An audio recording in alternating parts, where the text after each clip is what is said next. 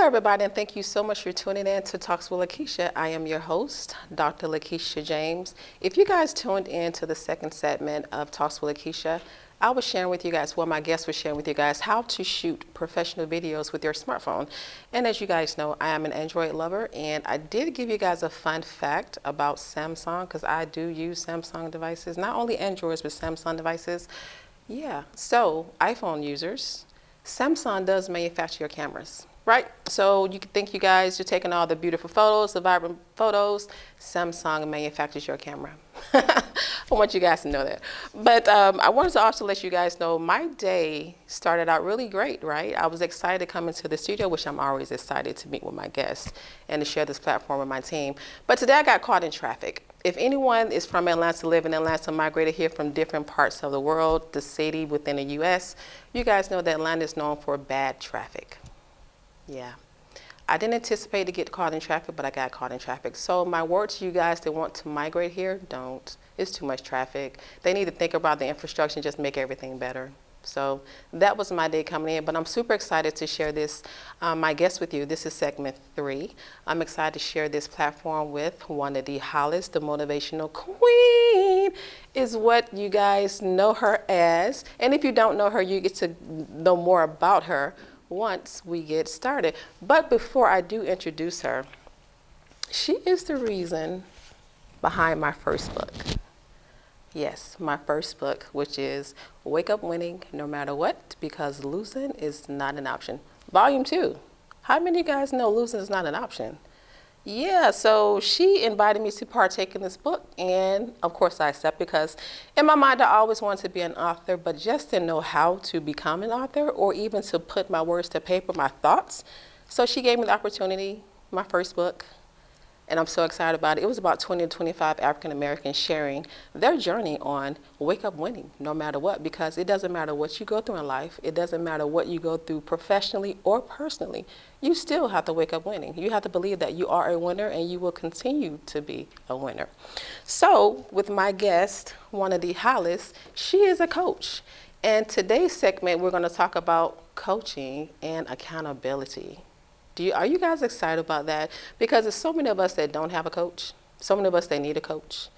And she will tell you how she became one, why she became one, and all of that great stuff, right? So again, she is Wanda D. Hollis, the Motivational Queen. So I'm going to introduce her. She's a coach. She's also, I did forget to tell you guys, she is also the host of I Am Enough talk show. And I know you guys know she's very big in Atlanta. So welcome, Wanda. How are you doing today? I am fabulous. Now, how was your drive in this morning?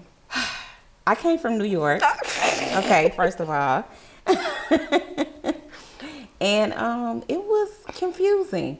A little bit more than I'm used to. Mm-hmm. But I made it 2 hours.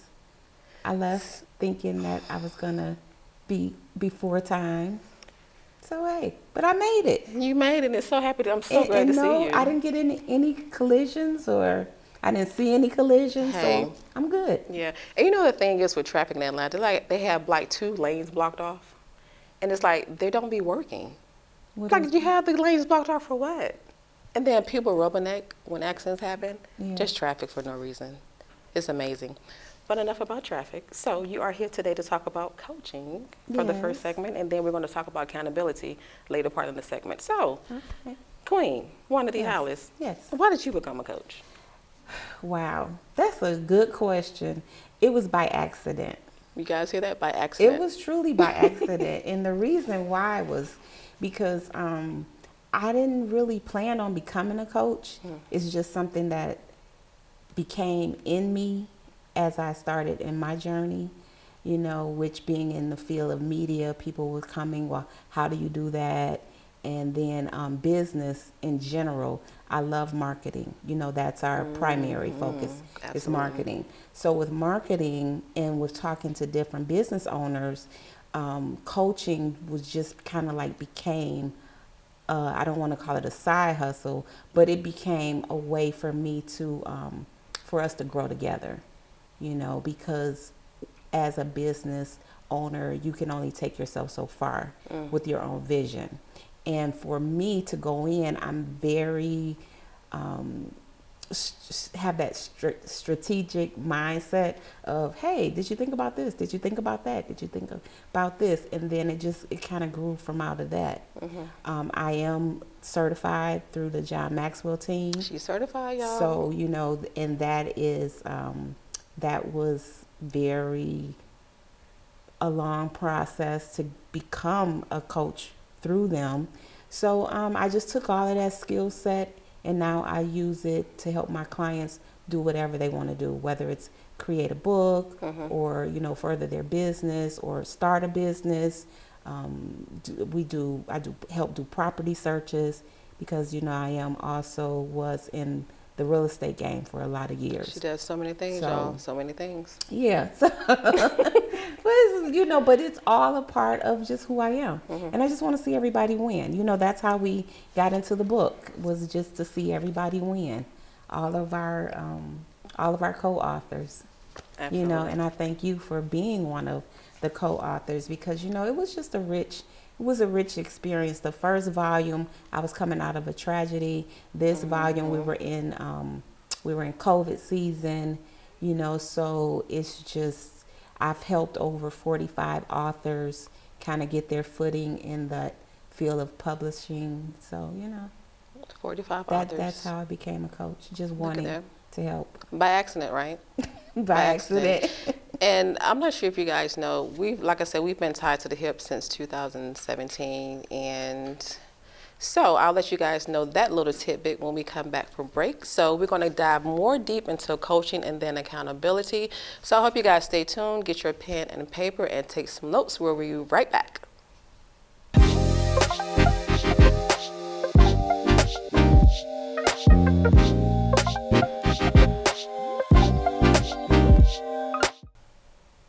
Welcome back to Talks with Lakisha. I am your host, Dr. Lakisha James. Now, the first segment, we did dive a little bit into coaching. Why did my guest, Wanda D, Hollis, become a coach? So now, before we went to break, I was about to let you guys know that her and I, we've been tagged to the hip since 2017 when I initially started my business. And little did she know, she probably already know, that she does coach me without even coaching me. So she does that without even knowing, right? And this is what she does. And it's like she's helped me a lot in my profession as well as personal, because we do have a personal relationship outside of professional. So she's a great, great, great coach. Now, back into our conversation, because, you know, Talks with Lakisha is real information that you can trust. So this guest right here is going to be giving you some nuggets. So again, I hope you guys have pen and paper to take down those notes. So Wanda, why do you think people become coaches? Now, we know why you became one, but why do you think other people would have that inkling feeling to become a coach? You think it's to give back, to impact, or just to fill a void within themselves? No, I really feel like for a person to become a sincere coach, then they have to be passionate about what they're coaching about. And to just say coach, you know, that's such a broad spectrum. Like when you say speakers, and people will say, what's the difference in the speaker? You know, there's difference in coaches, and there's different levels in coaching. So for one to become a coach, I really truly believe that they have a great intention to become a great coach, because why would you want to settle out to be, you know, a subpar coach? Right. However, I do see that a lot of people are misguided in what their subjects are, you know, and what I mean by that is some coaches, whether you are effective or not, you have to really get feedback, you know. So I've had several coaches, you know. I'm probably paying like $20,000 this year for a coach, and I like results. So for me, it's all about results. You know, I have to know where I'm going, and then believe and trust my coach to get me there. And that's the problem. I've blown money in coaching, like personally, by me not being a good student. And I can say that, you know. So I know when I'm dealing with people, if they're not going to be a good student, and I would just rather, I've dropped people for not being great students, because you have to trust your coach. You know, so with people, anybody looking to get into coaching, you know, just know what type of coach you want to be or become, and definitely have a coach and learn. You know, so if your area, whatever your area is in, you need to be a constant student, because this world changes so rapidly, you know, technology and all of the things that we have available to us. So you have to really stay on top of your game. Absolutely. She said she's blown 20,000 coaching. That's a lot of money. Yeah. Now, is coaching expensive? Oh yeah. Well, it's not. You know what? It's an investment, and that's. Ooh, I like that. I like that. She liked that question. So let's break that all the way down. Can we take a minute Absolutely. to break that down? Let's take a minute to break it down. Okay. So this is what it is, and you said something in the very beginning that everybody needs a coach, and I just want to correct that statement. Everybody does not need a coach. Everybody doesn't? No. I stand corrected. Because, and the reason why I say that, because people, if you don't see the value in a coach, then you don't need a coach. If you don't see the value, you don't need a coach. Maybe you need a mentor. Maybe you need an accountability group. Not necessarily a coach. See, a coach is going to call you out on your snitch. And, yeah, you like that word, right? I like that. Snitch. Hey, snitch. You're going to call you out on your snitch. A coach is going to call you out on your snitch. And also, when you're paying, you should feel a certain responsibility to getting the results. However, that doesn't always happen. You know, some people want to be coached but then don't want to take direction. You know, then no, you don't need a coach. You need to probably go back and figure out what it is you need. But I've worked with people that really need a coach, appreciate a coach, and ready to get to work. So I'm looking for those three characteristics. Okay. Now, you did mention a bad student when it comes to coaching. What would you consider for you? I know you can't speak for all coaches. I've been a bad student, so I know. So what does that entail? What does that look like? A bad student looks like getting assignments, not completing them, not following your coach's instructions, getting too much information from other people. You know, like, I love that one. I had one client that said, what do you think about this? I said, if you bring me one more idea, it's over. It's over, right? Because, you know, because this world, especially now, it's full of Google. It's full of YouTubers. It's full of people that think they have the special sauce. And don't get me wrong, I'm not the only coach in town, and I'm not the coach for everybody. However, once you make those commitments, you got to trust the process. And you can't be out with a coach and then searching for something else. That's the conversation you need to have with your coach. You know, to say, hey, I trust you in this area, and then that coach be honest with you and say, you know what, I'm not the best person for you in that area. Maybe you do need to go get another person to help you with that. But you really have to have these conversations, because if you don't, then you are spending a lot of time. And that's what we're talking about in terms of money, you know, investments. I make investments in my business. And part of my business is coaching, is getting coached as well as being a coach. But for me to make those investments in my business, then I say, hey, I'm worth $20,000. That part. Worth $10,000. You know, the very first coach I had was in the space of writing, because I hadn't ever written a book. You know, so I jumped on, and shout out to my very first coach, Taria Avant. She coached you. Yes, she did. It was great. $10,000, worth it. $10,000. But you know, and that's a pennies. That's pennies. I mean, then you go into different areas of coaching. I mean, I went and hung out with Tony Robbins, and you know, he charges you $100,000 for a day. You know, so you gotta figure out who and what and why. However, you know, it's all about the experience. I didn't pay that because I went through another channel. But if you think about it, if $100,000 is going to make you 10 million, $100,000 is nothing. What you talking about? Okay, so the numbers, 20,000. It makes sense. The numbers got to make sense. You make you $1 million. Why not invest? Why not invest? I like that. You know, and Yeah. if you don't know what the heck you're doing, you need to pay to find out what you need to do. I love it. I love Okay, it. so Hey, there it is. look at there. Hey, now see, I told you, did you guys get your pen and pad? She's dropped some great nuggets, right? So when we come back from break, we're going to go ahead and shift a little bit to accountability. She knows about accountability too. So thank you so much for tuning in with Talks with LaKisha. We'll be right back.